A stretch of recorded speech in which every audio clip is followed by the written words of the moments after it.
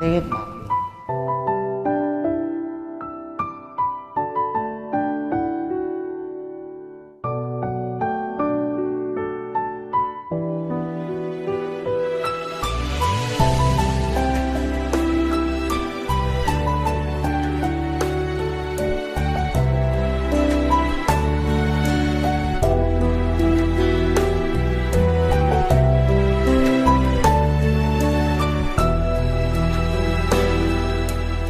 Em ơi, mình chia tay lâu rồi,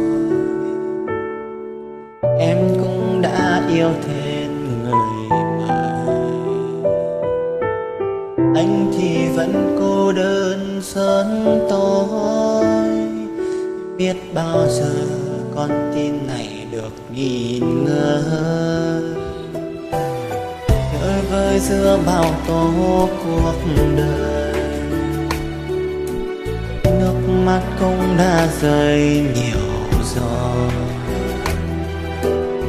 Cô đơn trong cuộc vui đông người, cố miên cười nhưng trong lòng chẳng được vui.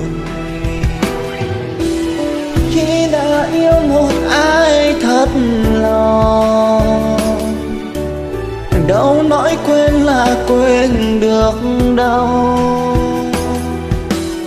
Khi người ta đã hết yêu rồi thì neo kéo cũng chỉ vậy thôi.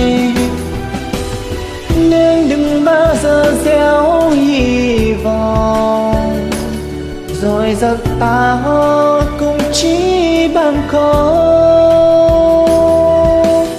Bây giờ nên học cách im lặng, để ra đi tim đặng